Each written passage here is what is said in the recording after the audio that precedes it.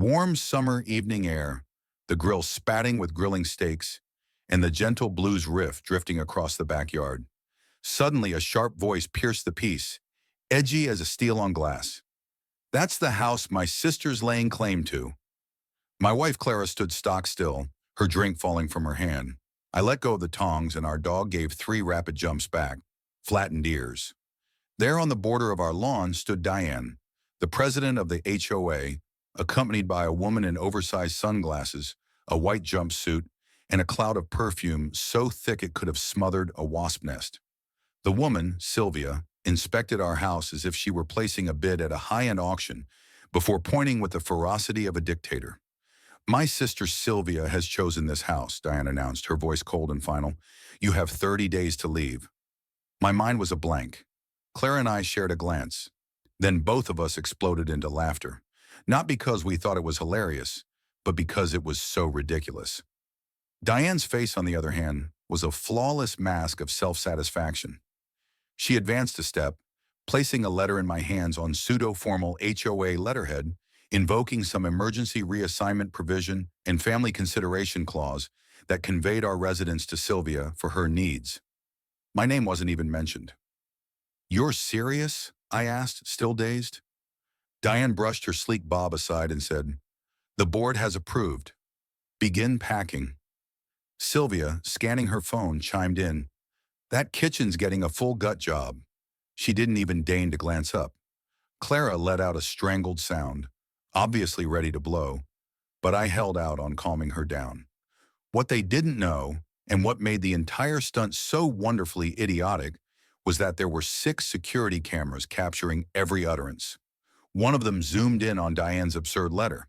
And what they didn't really know was that I, Daniel Harper, a federal civil court judge, presiding directly over a case against Diane's HOA for fraudulent charges, overreaching, and unlawful occupancy demands, was standing directly in front of them.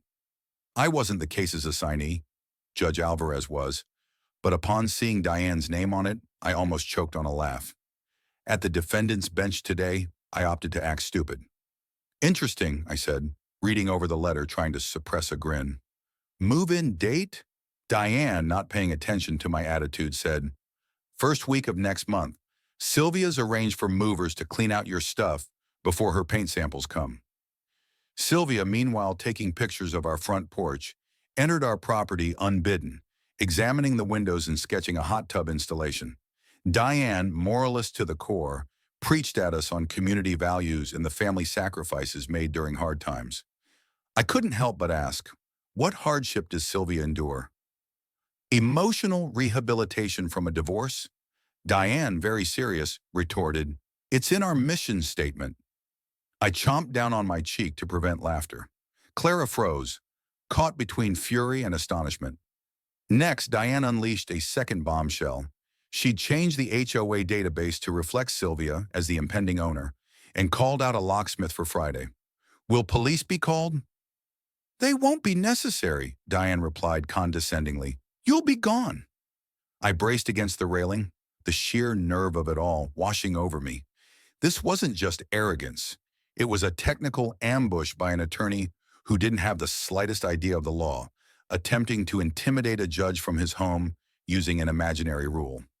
"You know, Diane," I told her, "I'll collect some things to make it simple."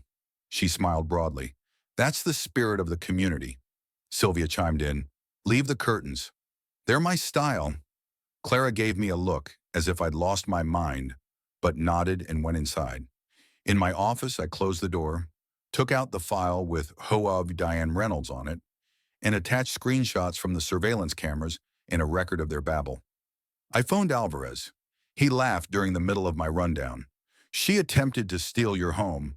That's Oscar-worthy bravery." "It is better," I told him. "She's got a locksmith and an emotional hardship clause." Alvarez cut off his laughter. "I'm scheduling the hearing earlier. Let's have this on record." Outside, Sylvia was measuring the porch and mapping out a Tesla charger while Diane stared into our garage. I opened the door, smiling. "Just called our insurance about the transfer. Case anything goes missing?" Diane hesitated, then nodded. Clara whispered, "What are you doing?" I answered, letting her dig her grave. I'll hand her the shovel when the locksmith shows. That evening, Sylvia listed our house on Instagram. Future home vibes. Diane posted, HOA's got your back, sis. I took a screenshot and added it to the mounting stack of proof. Diane thought I was merely another homeowner. What she did not realize was that I was on the verge of demolishing her world.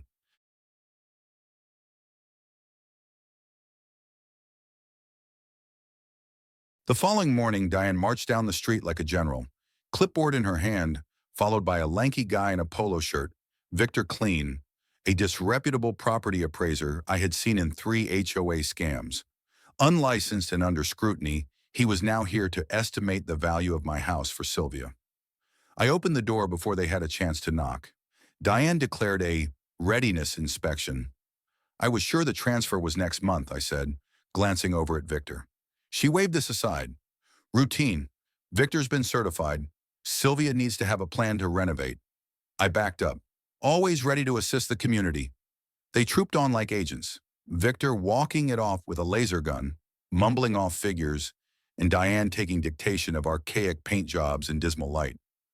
Clara, parked on the living room, gave them her Brooklyn glare.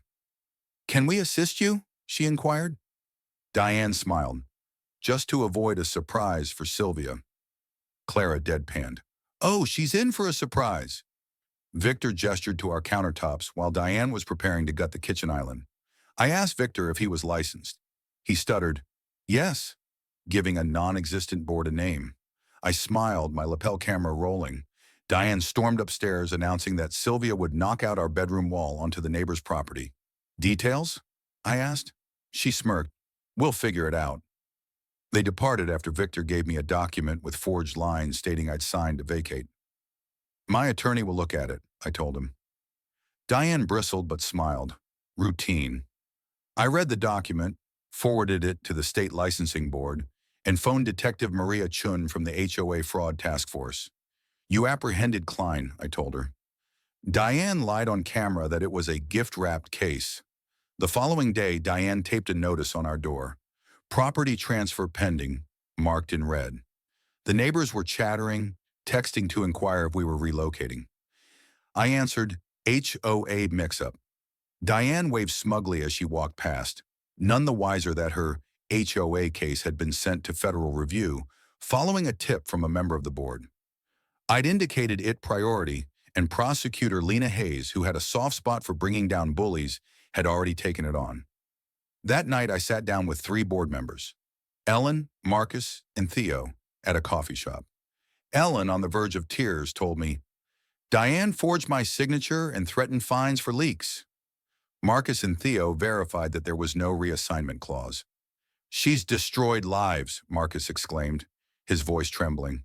I'll testify. I guarantee legal support. They consented to an emergency meeting at my house. Diane's silence broke on Friday with a group message from Marcus. She'd scheduled an HOA meeting Sunday to legitimize the transfer. I offered my home as the venue. Cameras ready. Sunday came, and Ellen, Marcus, and Theo arrived, nervous but armed with bylaws and stolen files that showed Diane's unapproved fines and invented rules. At 1 p.m., Diane barged in, heels clicking, Sylvia trailing behind her with a binder and indoor sunglasses. Let's begin, Diane snapped. I smiled. Welcome.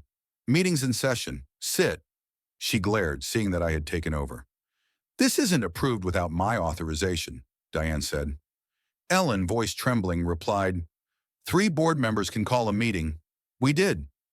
Diane's eyes widened. Sylvia plopped onto the couch. Can we talk about move-in timelines? I've got furniture selected. Diane silenced her, turning to the board. This is my HOA. He doesn't belong here, she pointed at me. I slid her fake letter across the table. Explain this approved transfer. Her face twitched. Marcus cut in. We've never seen it. Theo added, where's that stamp? It was decommissioned years ago. Diane's empire crumbled as the board turned on her. She screamed, accusing them of betrayer, she spat. Conspiracy. She stormed out, pulling Sylvia